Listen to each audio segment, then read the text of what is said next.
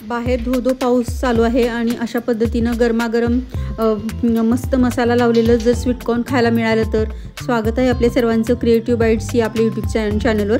आपण आता 3 स्वीटकॉर्न घेतलेले आहेत, त्याची अशी सालं काढून घ्यायची आहेत आणि वरचं कवर काढून स्वच्छ करून आपण ही कंस पाण्यामध्ये उकळून घेणार आहोत। त्यासाठी आपण 3 लिटर पाणी घेतलं आहे आणि त्याच्यामध्ये 3 चमचे मीठ घातलं आहे आणि आपण ह्याच्यामध्ये ही कंस ठेवून यांना छान असं उकडून घेणार आहोत।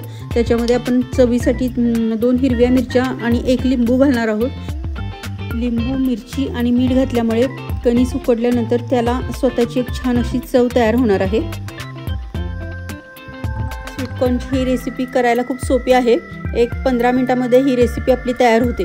आता आपण ही कंस पाण्यामध्ये घालणार आहोत आणि ह्याला एक 10 मिनिट उकडून घेणार आहोत। उकडल्यानंतर त्यांचा कलर चेंज होईल, पिवळा कलर येईल, आपल्याला त्यावरून कळते की आपली ही कंस उकडलेली गेली आहेत। आता अशी पद्धतीनं आपण छान त्यांना उकडून घेतलं आहे। आता आपण बघूया कलर बदलला आहे का।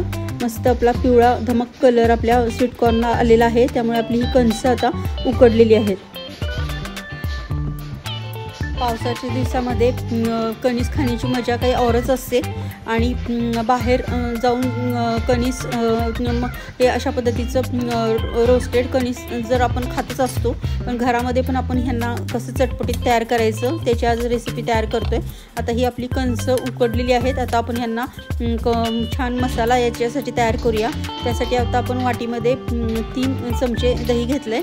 हे दही आता आपण 3 चमचे घेतलेलं आहे, एवढं सगळं लागणार नाही आहे। जेवढं बाकी जे शिल्लक राहील ते आपण नंतर भाजीला पण वापरू शकतो। आता 1 चमचा लाल तिखट आणि 1 चमचा मीठ, आमचूर पावडर, चाट मसाला पावडर आणि हे मी कॉर्नस्टार्चची 1 चमचा घेतलेला आहे। कॉर्नस्टार्च याच्यासाठी घ्यायचं आहे की आपण दही जेव्हा कणसाला लावणार आहोत तेव्हा दही गरम आपण तव्यावर जेव्हा ठेवू कणीस तेव्हा पूर्ण वितळून जाईल, त्यामुळे त्याला थोडासा थिकपणा चिकटपणा येण्यासाठी आणि कणसाला ते शेवटपर्यंत मसाला आपला चिकटून राहावा म्हणून आपण कॉर्नस्टार्चचा वापर केला आहे। अशा पद्धतीनं आपण चमच्याने लावू शकतो किंवा हाताने लावलं तर जास्ती व्यवस्थित हे मिश्रण कणसाला लागेल। आपण हा जो मसाला लावतोय ह्याच्यामुळे कणसाला तंदुरी कणसाची टेस्ट लागेल आणि अतिशय अप्रतिम टेस्टचं आपलं हे कणीस तयार होणार आहे।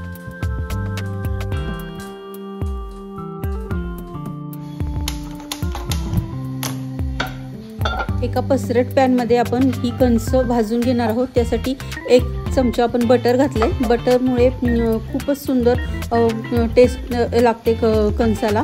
आपण शक्यतो बटरच वापरा, बटर नसेल तर घरामध्ये तूप असेल तर तुपाचा पण वापर करू शकता। आणि अशा पद्धतीनं आपण बटर विरघळल्यानंतर त्याच्यामध्ये आपण जो पूर्ण दही मसाला लावलेले कंस आहेत ते ठेवायचे आणि सर्व बाजूनी छान त्यांना लालसर होईपर्यंत ही कंस भाजून घ्यायचे। मक्याचं कणीस चवीला तर अप्रतिम असतंच, पण हे आरोग्यदायी पण असतं। ह्याच्यामध्ये फायबर भरपूर प्रमाणात असतं, त्यामुळे 1 कणीस जरी तुम्ही खाल्लं तरी पोटभर खाल्ल्यासारखं फील येतो। आणि हे कणीस आपण आता अशा पद्धतीनं भाजत आहोत, त्यामुळे हे कणीस आपल्या आरोग्याच्या दृष्टीने सुद्धा फायदेशीर ठरू शकतं। जर तळलं तरच हे अनहेल्दी होईल, पण आपण याला अशा पद्धतीने भाजतोय, त्यामुळे हे अशा पद्धतीने जर भाजलं तर हे आपल्या आरोग्याला याचा फायदा पण होऊ शकतो। कणीसामध्ये मॅग्नेशियम आणि आयर्न मोठ्या प्रमाणात असतं, त्यामुळे हाडं मजबूत राहण्यासाठी कणीस अतिशय फायदेशीर आहे। मक्यामध्ये झिंक आणि फॉस्फरस असतं, ज्यामुळे हाडांच्या समस्या दूर होण्यासाठी पण फायदा होतो। तसेच कणसामध्ये vitamin A, thiamine, vitamin B6, जस, मॅग्नेशियम असतं, त्यामुळे रोगप्रतिकारशक्ती वाढण्यासाठी सुद्धा खूप फायदा होतो। आता आपण हे कणीस कमी गॅसवर भाजतोय।